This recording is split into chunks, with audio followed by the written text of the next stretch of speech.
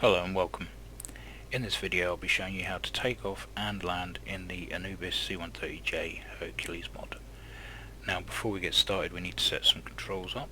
So go into the adjust controls menu, axis, so obviously set the axis to whatever you use for pitch, roll, rudder.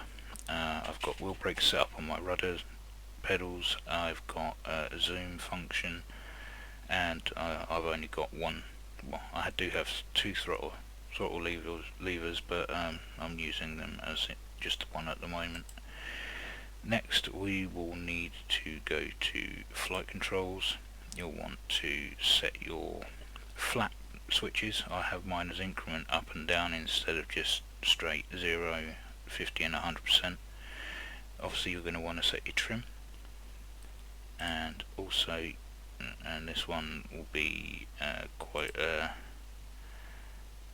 an important one to set, is to set the have a switch for beta mode for your engines, so that when you taxi you can set low speed ground idle, so you're not wrestling with the Her because it's rolling towards your destination.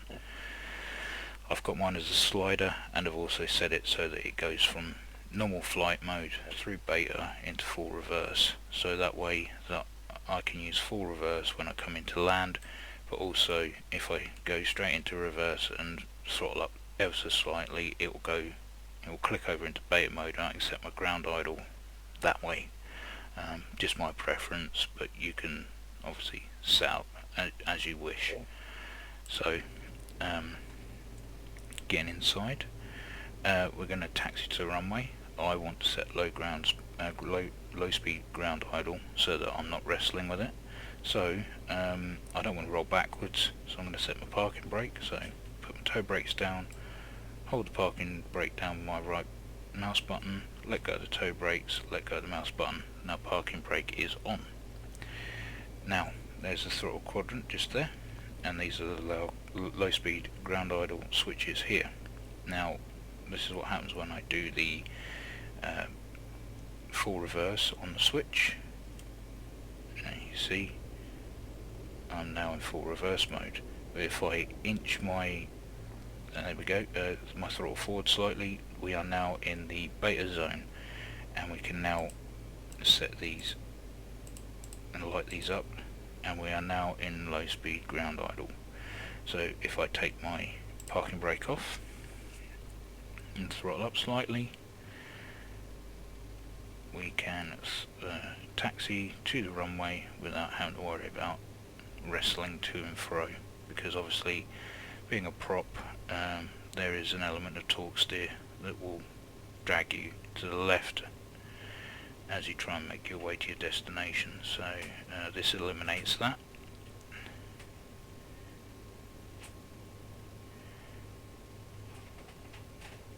Okay, over the top there. Right. You got to be careful because it will run away from you, so try and keep the throttle low, otherwise you'll end up off the taxiway and you'll have an issue trying to get back on again. So I'm steering with rudder pedals, but you can in the axis set up to use the little steering wheel if you have a way of doing that. I unfortunately don't, so I'm using the rudder pedals, and that's why I'm a bit over the top with everything. It's either oversensitive or there's nothing there at all. Okay, so coming up to the end of the taxiway, we will stop and set our aircraft up for takeoff.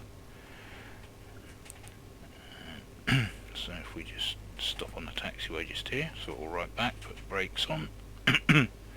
Excuse me. Right, now we are still in low speed ground idle. We're going to need that, so check. Right, so we're going to want to set 25% on the flaps.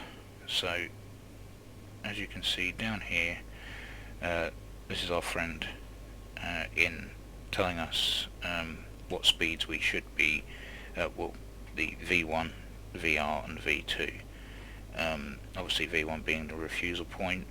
Anywhere up to 93 knots in this setup would be your point of termination of takeoff. Anything over that, then you have to commit. That's your rotate speed, obviously, so point back on the stick. And then obviously your climb speed is 150 knots, but that's with 50% flaps down. I don't have 50% flaps down at the moment. If we go in the outside view, you can see I have 0% flaps down.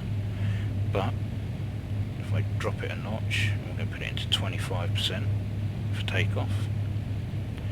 And you see we're in the classic 80s camo of the Royal Air Force. Okay. Now, what we're going to do is set this up so that it will give us our information on our airspeed indicator up here on the left hand side. At the moment, just ignore that, that's not correct. So we're going to come down to the button here that says told, and this will take our runway into consideration. So we click takeoff runway conditions. This is all the details for the runway that we are going to be taking off from. So if we X data on that, it'll update it so that obviously now it's showing 25%. So everything's changed.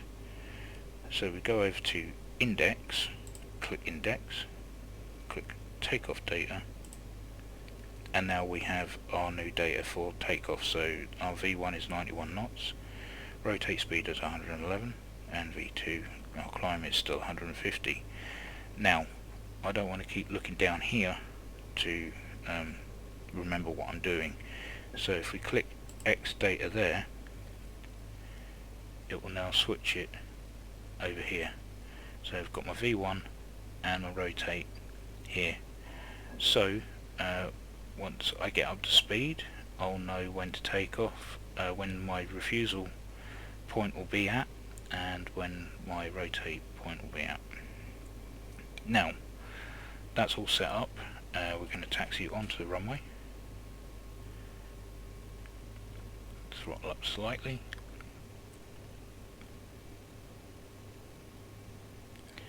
Remembering that we're still in beta mode.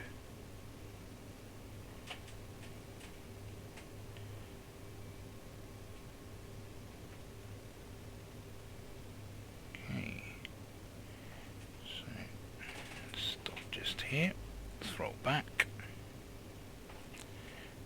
Right. Okay, so don't have to worry about low speed ground idle, as once you throttle up to 100%, it automatically comes out of beta mode and into full throttle mode. So that will take over, and then you'll start building the RPMs. Then all you'll need to do is let go of the brakes, and away you go. So I'm going to throttle up now, and you'll see it come out of low speed ground idle. We're out of beta mode, ready, and boop.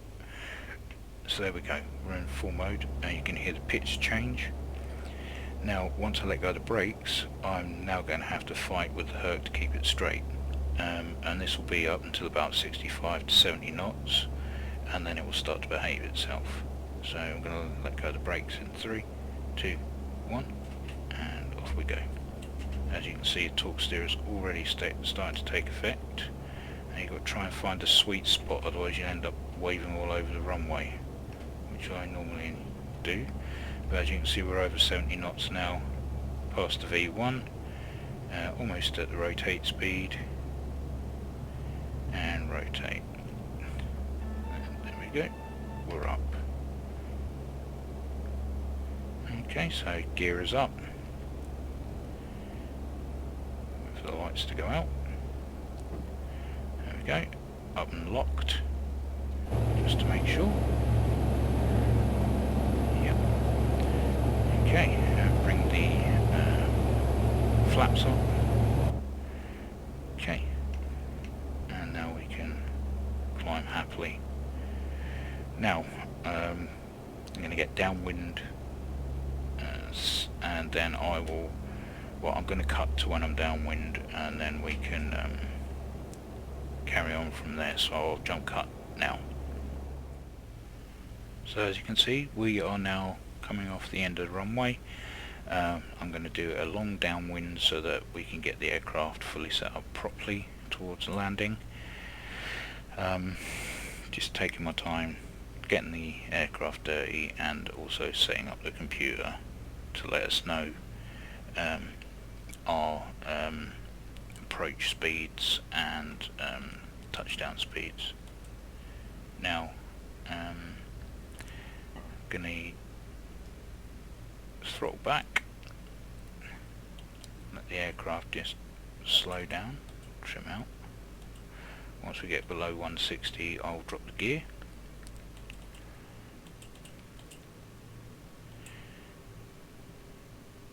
Gear down. Wait for all the greens.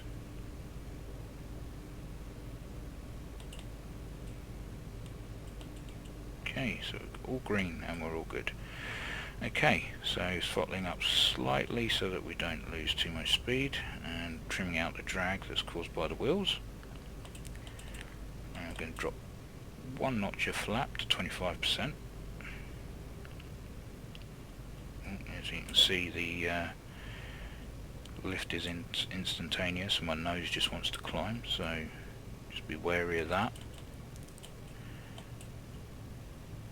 Okay, let's throttle up ever so slightly.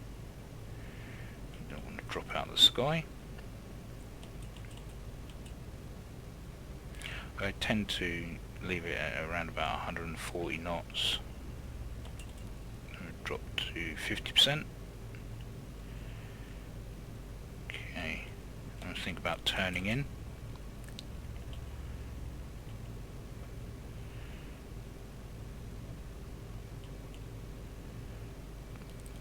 Turning in now. Try not to let the nose climb or drop. Try and keep that datum as level with the artificial horizon as possible.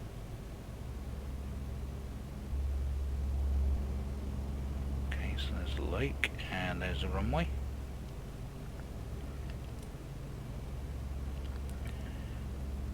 Now, keeping in mind that this is a prop aircraft, the approach will be slightly different to what you're used to if you're used to flying jet aircraft.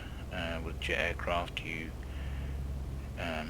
keep the nose as level as possible and let it glide down and flare when you get to the runway.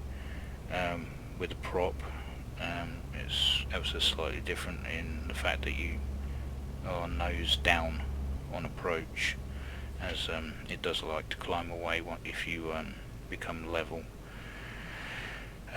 Now that the gear's down, the flaps are at 50%, we'll come over here and we can set the landing lights to on.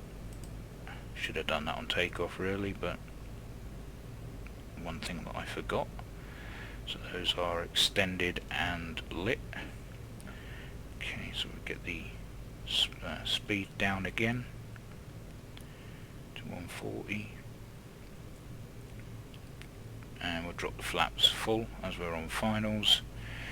Now we're going to go to told landing runway conditions, update that, go to index, landing data, that, and now we shall have our approach, perfect approach speed, which is there, and I believe that is our touchdown speed. So our approach speed is 120 knots on the nose. Perfect. And then what I tend to do is have the circle of the datum bang on where I want to touch down, which is, well, piano keys or skid marks, wherever you want. So we've dropped approach speed ever so slightly.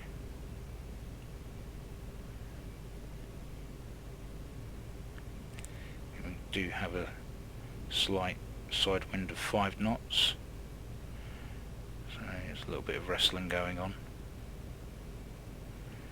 Speed up ever so slightly.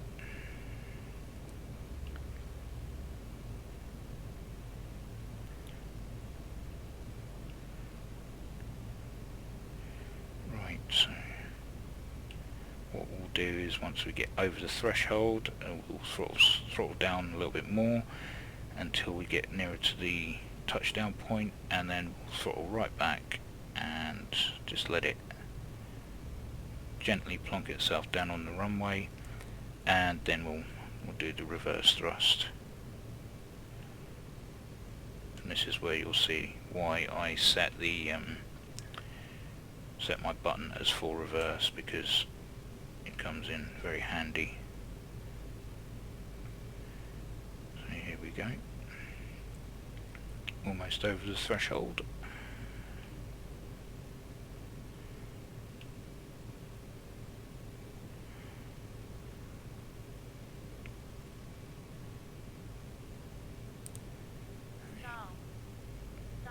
Okay, and we are over the threshold, and we're going to want to just let it carry on sort of right back, and we should touch down any point now. Oh, we're down. Okay, and then you can set your reverse thrust. As you can see, we're slowed down enough. Get it into low speed ground idle. This is very awkward as I can't see what I'm doing. Okay, and now we're ready to taxi back to our parking spot. I'll track the flaps. There we go. I would say that's simple, but it's not. It takes a little bit of practice. So yeah, if you can extract anything useful from this video, I hope that's helped.